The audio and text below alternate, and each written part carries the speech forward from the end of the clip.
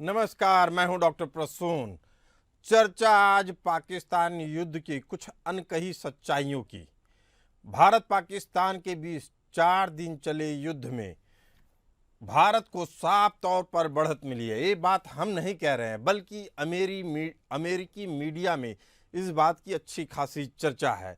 New York times, Washington post ने भी अपनी रिपोर्टों में बताया है कि युद्ध में पाकिस्तान को बेहद गहरे जख्म मिले हैं।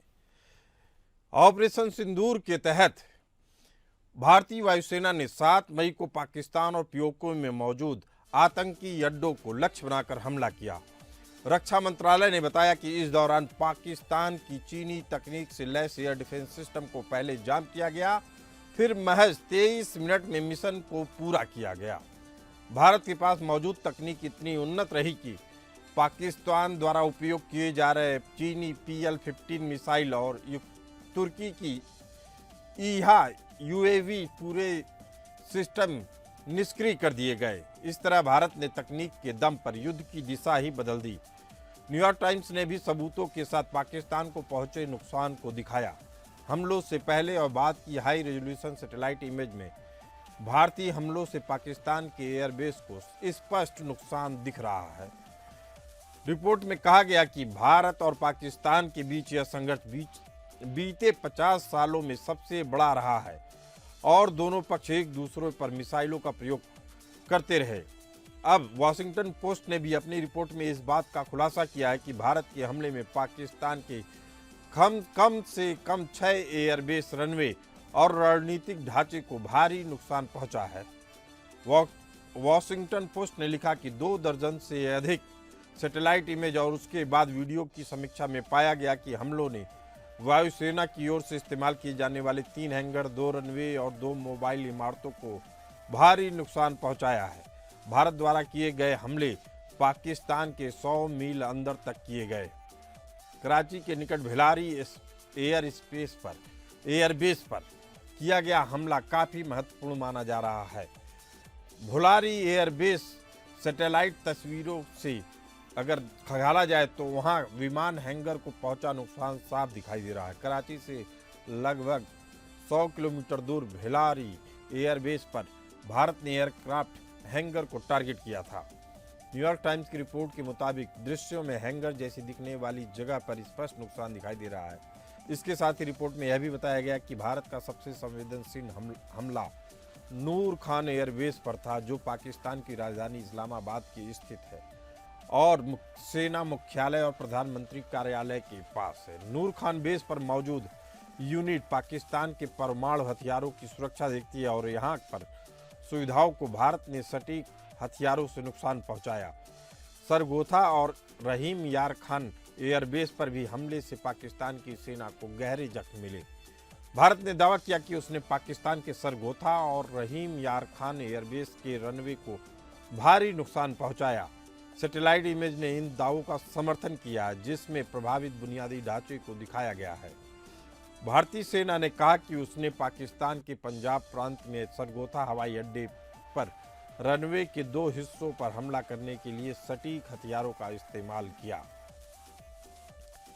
पाकिस्तान ने दावा किया कि उसने भारत के उधमपुर एयरबेस को पूरी तरह तबाह किया, लेकिन 22 मई की सैटेलाइट तस्वीरें उसके दावे की पुष्टि नहीं करती हैं और एयरबेस बिना क्षति के ही रहा। यानी पाकिस्तान का दावा पूरी तरह झूठा रहा। वह भारत के दावे अमेरिकी मीडिया के हिसाब से भी सही निकले। 7 मई की रात 1:05 जब भारत ने ऑपरेशन सिंदूर के जरिए पहलगाम आतंकी हमले का जवाब दिया, तब पाकिस्तान की हालत बिगड़ने लगी।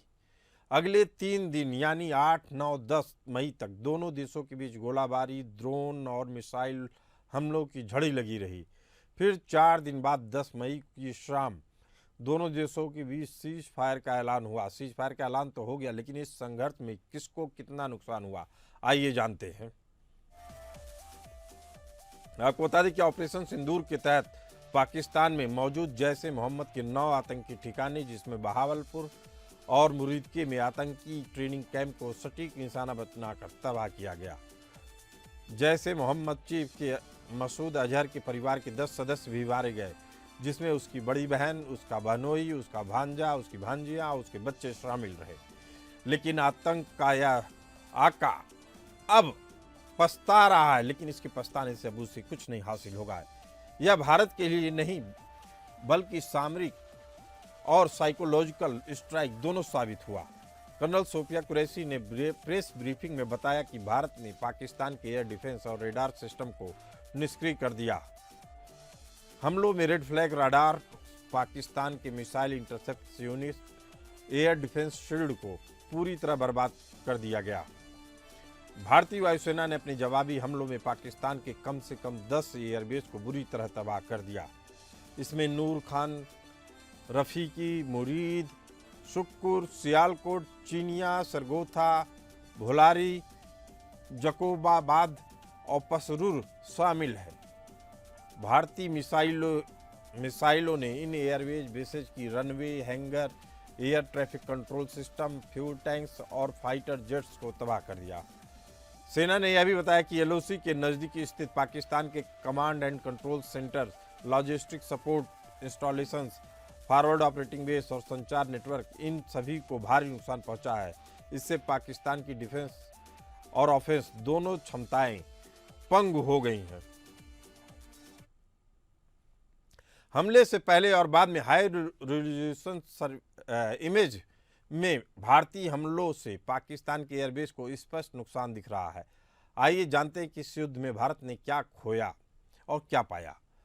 विदेशी मीडिया रिपोर्ट्स के मुताबिक 4 दिन की जंग में भारत के 23 सैनिक हताहत हुए। युद्ध में पाकिस्तान ने रजौरी, पुंछ, जम्मू और उधमपुर में रिहायशी इलाकों को निशाना साधा। शंभू मंदिर जम्मू में भी निशाना साधा गया। जालंधर, अमृतसर, बाड़मेर, भुज में ड्रोन मलबा गिरा और पाकिस्तान ने दिल्ली पर फतेह बैलिस्टिक मिसाइल दागने का दावा किया, जिसे भारत के एयर डिफेंस ने हरियाणा में ही गिरा दिया।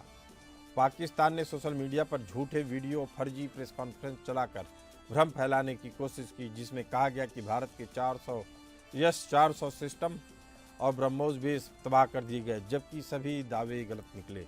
इस संघर्ष में भारत पाकिस्तान को क्या मिला, इस पर भारत के पूर्व सेनाध्यक्ष जनरल वेद प्रकाश मलिक ने भी अपनी राय रखी।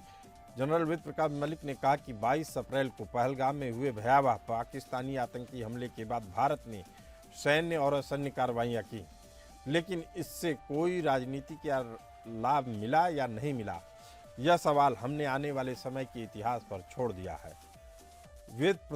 वेद प्रकाश मलिक कारगिल युद्ध के दौरान भारतीय थल सेना के अध्यक्ष थे।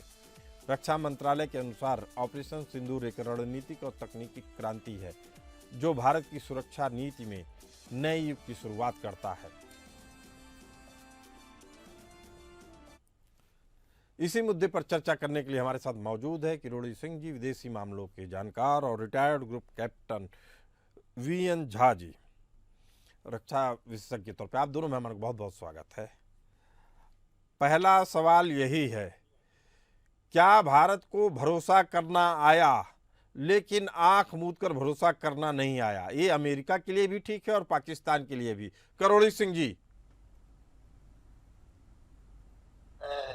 जी प्रसून जी, आपने अपनी लंबी रिपोर्ट में बताया कि भारत का कितना नुकसान हुआ या नहीं हुआ, पाकिस्तान का कितना हुआ, इंटरनेशनल मीडिया ने किस तरह से रिपोर्ट किया, और ये हमारी जो मिलिट्री की प्रेस ब्रीफिंग है उनमें बता दिया गया।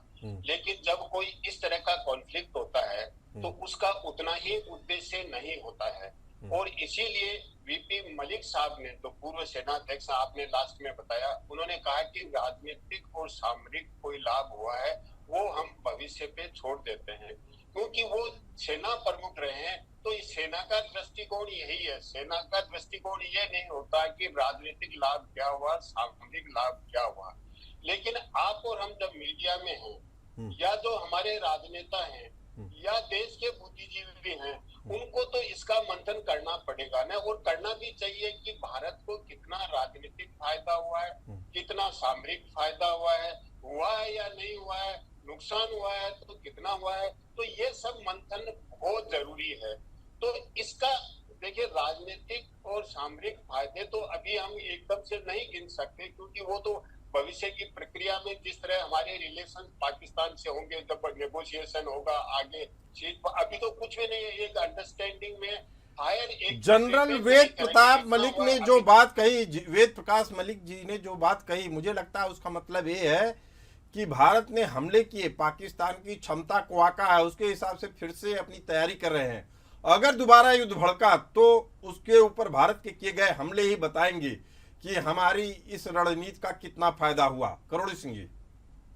हाँ जी, अब बिल्कुल आप सही कह रहे हैं कि वो सेना की रणनीति तो अलग है, लेकिन अगर ऐसा संकट होता है तो उसमें कुछ राजनीतिक उद्देश्य होते हैं, कुछ रणनीतिक उद्देश्य होते हैं। हम इससे क्या गेन करना चाहते थे? आतंकवादियों को खत्म करना चाहते थे, उनके अड्डे खत्म करना चाहते थे, ये तात्कालिक एम था। क्या आगे का एम भी था कि हम पाकिस्तान कश्मीर को किसी रूप में लेना चाहते हैं जो हमारा प्रोनाउंस बोल रहा है, या और कोई बोल रहा है? तो उनके संदर्भ में हमें इसका असेसमेंट करना चाहिए, करेंगे। और दुनिया के लिए एक अलर्ट लेके भी आया है प्रसून जी। अलर्ट इस रूप में कि जो 10 तारीख को 15 घंटे की हलचल चली और जिस तरह का कॉन्फ्लिक्ट इंटेंसिफाई हुआ, उसमें 2-3 डेवलपमेंट बड़े इंटरेस्ट हुए। उसमें एक तो ये था कि पाकिस्तान ने सरगोदा के पास कि जो किराना में पाकिस्तान के न्यूक्लियर वेपन्स वगैरह हैं, उनको स्ट्राइक हुए या नहीं हुए, लेकिन एक न्यूज चली कि पाकिस्तान में न्यूक्लियर जो साइट है वहां से रेडिएशन शुरू हो गया है। और हो सकता है कि पाकिस्तान ने ये जानबूझ के चलाया हो कि दुनिया में एक स्केयर क्रिएट कर दो तो दुनिया आगे आए रुकवाने के लिए। लेकिन उसमें जो इंटरनेशनल एटॉमिक एनर्जी एजेंसी है, उन्होंने कहा कि ऐसा रेडिएशन नहीं हुआ। दूसरा एक और चली बात कि पाकिस्तान नेशनल कमांड अथॉरिटी की मीटिंग कर रहा है, तो ये हो सकता है पाकिस्तान ने जानबूझ के चलाई हो कि दुनिया में स्केयर क्रिएट करना है। तीसरी बात चली, उसको लगभग सही मान रहे हैं, क्योंकि नेशनल कमांड अथॉरिटी की मीटिंग के लिए बाद में पाकिस्तान ने ऑफिशियली मना भी कर दिया कि हमने मीटिंग नहीं बुलाई थी, लेकिन हो सकता है उन्होंने पहले चलाई हो ऐसी अफवाह। तो तीसरा है जो अमेरिका ने एक E-350 जो इमरजेंसी रेस्पॉन्स के लिए होता है आर्मी कंडीशन में, वो पाकिस्तान की तरफ भेजा। तो इससे अच्छा है, लगता है कि दुनिया में एक स्केयर क्रिएट हो गया और आगे के लिए क्या किया जाए। और इसके लिए हमारे रक्षा मंत्री ने ये कहा है कि पाकिस्तान के जो न्यूक्लियर इंस्टॉलमेंट्स हैं वो इंटरनेशनल एटॉमिक एनर्जी एजेंसी के सुपरविजन में होने चाहिए। तो वो हम किस तरह से करवा पाएंगे, इसमें हमारी कूटनीतिक क्षमता पर निर्भर करेगा, क्योंकि पाकिस्तान निश्चित रूप से विरोध करेगा और पाकिस्तान ये कहेगा कि अगर मेरे जो न्यूक्लियर इंस्टॉलमेंट है वो IAEA उसके एजेंसी के अंडर में आते हैं तो भारत वाले भी आने चाहिए। तो क्या भारत खुद के न्यूक्लियर इंस्टॉलमेंट है वो उस एजेंसी को देगा? तो ये इश्यू तो हम उठा लेंगे, लेकिन आगे हम कितना आगे बढ़ा पाएंगे कूटनीतिक दृष्टि से, और दुनिया के जो मेंबर हैं उनके इंटरनेशनल एटॉमिक एनर्जी एजेंसी में, ये सब चीजें उस पर डिपेंड करेंगी, उसके ऊपर डिपेंड करेंगी। लेकिन असल मसला अमेरिका के लिए भी यह है, क्या हुआ है ये भविष्य बताएगा जी। लेकिन अमेरिका के लिए भी बड़ा सवाल ये नहीं है कि परमाणु सुरक्षा खतरे में पड़ रही है या नहीं। अमेरिका का पहला ध्येय हो गया है कि क्षेत्रीय संतुलन जिस तरीके से बना हुआ है भारत, पाकिस्तान और चीन के बीच में, वह समीकरण अगर बना रहता है तो अमेरिका हमेशा फायदे में रहेगा। भारत के जरिए और पाकिस्तान के जरिए वह अपने लक्ष्यों की पूर्ति करता रहेगा। हालांकि ट्रंप अब इसमें फेल हो रहे हैं। हमारे साथ हैं group captain VN Jha ji, defence expert के तौर पे आपका बहुत बहुत स्वागत है। झा साहब, 4 दिन के संघर्ष में ही पाकिस्तान का निकल गया दम।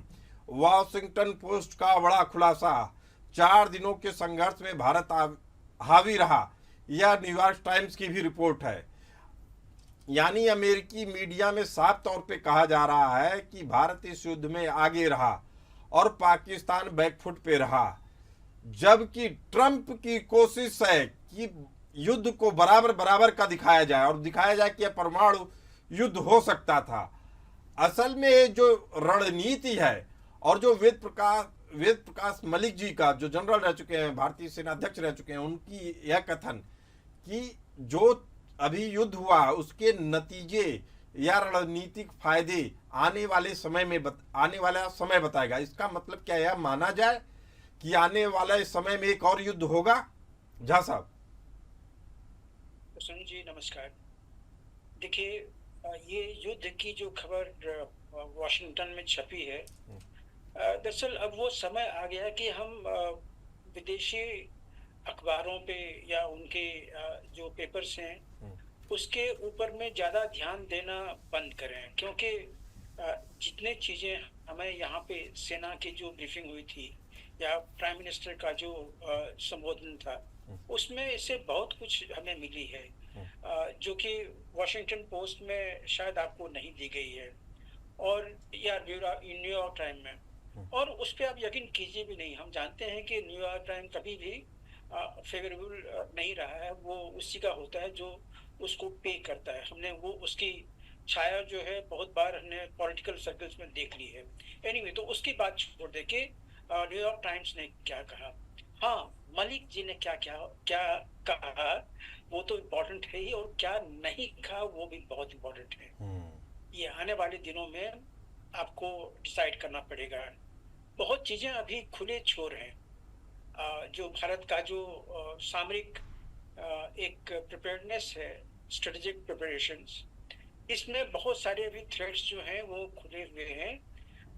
हमें लगते हैं कि खुले हुए हैं, अगर बंद भी हैं तो इसका कुछ पता भारतीयों को होना चाहिए। क्योंकि आप याद कीजिए, जब 23 तारीख को जब मोदी जी ने स्टेप लिया था, पहला डिप्लोमेटिक स्टेप, और कहा था कि इसकी कीमत पाकिस्तान को चुकानी पड़ेगी, तो उसी दिन से पाकिस्तान के कई राजनीतिक जो नेता थे उनको छिछोरे कहा जाता था यहाँ पे, और कुछ आर्मी के भी जो ऑफिसर्स थे वो न्यूक्लियर रैंट से कुछ नीचे वो बात ही नहीं करते थे।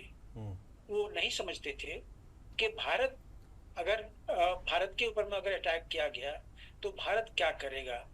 लेकिन वो एक ऐसी चीज है जो कि मलिक जी ने अपने शब्दों में नहीं कहा, और जो नहीं कहा उसकी गूंज बहुत बड़ी है। देखिए, मैंने एक स्पेशल कोर्स होता है हम लोगों का आर्म फोर्सेस में, न्यूक्लियर आर्सेनल्स के बारे में, मैंने वो कोर्स की हुई है। मैं जानता हूँ कि उसकी विभीषिका क्या होती है।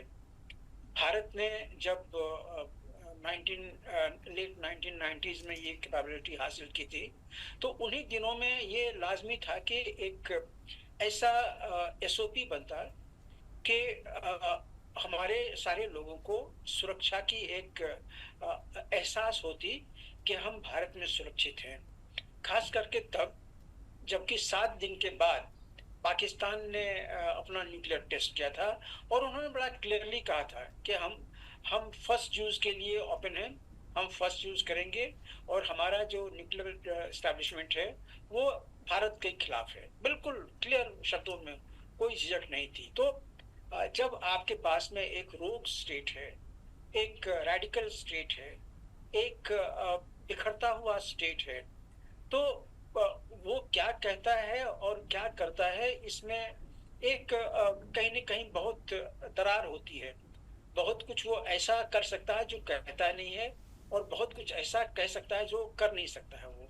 तो ये जो चीज है, यहाँ पे भारत को थोड़ी सी आने वाले दिनों में सावधानी बरतनी पड़ेगी। आप भारतीयों को, हमारे यहाँ पे 142 करोड़ लोग अभी आज के दिन में नहीं, जो कहना चाहते थे और नहीं कह पाए वेद प्रकाश मलिक जी, वो क्या नहीं कह पाए, यही बात आपसे सुनना चाह रहा था मैं जी। नहीं, ये मैं भी आपको नहीं कहूंगा कि वो क्या। चलिए मैं आपको बता देता हूँ, रक्षा मंत्रालय ने साफ कर दिया कि ऑपरेशन सिंदूर एक रणनीतिक और तकनीकी क्रांति है जो भारत की सुरक्षा नीति में नए युग की शुरुआत है। मुझे लगता है कि अब समझदारों के लिए सारा काफी है। हमारे साथ करोड़ी सिंह जी हैं। करोड़ी सिंह जी, अमेरिका का दौरा चरित्र सामने आ चुका है। अपने नागरिकों के लिए पूरा अफगानिस्तान बर्बाद कर दिया, मध्ययुगीन दौर में लेते गया अफगानिस्तान को। और जबकि भारत के नागरिकों की बात आती है तो कहता है कि यह युग युद्ध का नहीं है। असल में अफगानिस्तान की इसी दोहरे चरित्र के कारण ही, अमेरिका के दोहरे चरित्र के कारण ही अमेरिका का कोई दोस्त नहीं है, ना वह बनाना चाहता है। ऐसे चरित्र वाले देशों का क्या किया जाए भारत के लिहाज से? न इनसे दोस्ती अच्छी लग रही है न दुश्मनी, किया क्या जाए? करोड़ी सिंह जी। देखिए प्रसून जी, आपने अमेरिका को लेके स्पेसिफिक सवाल किया है और ये हम लंबे समय से शायद अपने चैनल पे या किसी चैनल पे भी कहा है, अमेरिका का दुश्मन होना खतरनाक है, दोस्त होना घातक है।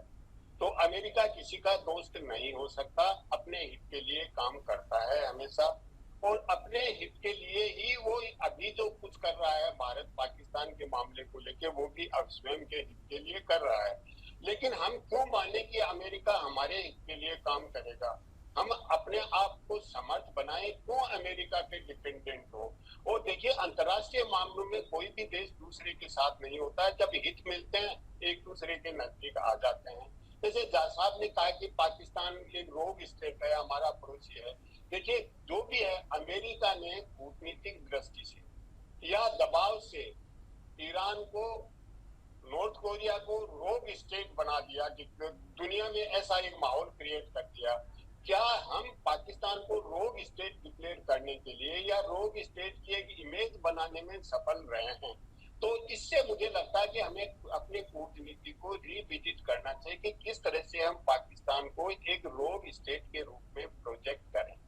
दूसरा, अमेरिका ने चीन और रशिया को अपने राइवल स्टेट माना है और राइवल स्टेट में जब चीन और रशिया नजदीक हो गए तो अब अमेरिका ये प्रयास कर रहा है कि चीन और रशिया को डिस्कनेक्ट कैसे किया जाए, दोनों एक दूसरे से कनेक्टेड नहीं हो। उस डिप्लोमेसी में अमेरिका लगा हुआ है।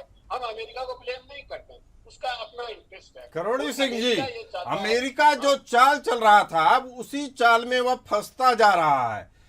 जैसे दुनिया कहा जाता था कि मल्टीपोलर हो गई है या सिंगल पोलर हो गई है, कोई नहीं कहता था कि बाइपोलर हो गई है, लेकिन अब तो लग रहा है कि दो ध्रुव फिर से इकट्ठे अलग हो रहे हैं और दिखने लगे हैं। भारत, रूस, एक समय पे चाइना भी उसके साथ आ सकता है, ईरान आ सकता है, उत्तर कोरिया आ रहा है, इजराइल आ रहा है। अमेरिका के साथ कौन आएगा? बड़ा सवाल है। क्या अमेरिका इतने बड़े झंझावट को झेल सकता है? चूंकि उसकी दुश्मनी कनाडा से हो रही है, ग्रीन मतलब कोई ऐसा देश नहीं, यूरोप में भी उसके खिलाफ बिगुल बच चुका है। अमेरिका क्या अकेले इतने बड़े, इतने अलग अलग मोर्चों पे लड़ सकता है? बड़ा सवाल है। करोड़ी सिंह जी, देखिए प्रसून जी, आपने जो बताया कि इस तरह का एक पोल बन रहा है, पोलराइजेशन हो रहा है, लेकिन ये इनिशियल स्टेज पे है।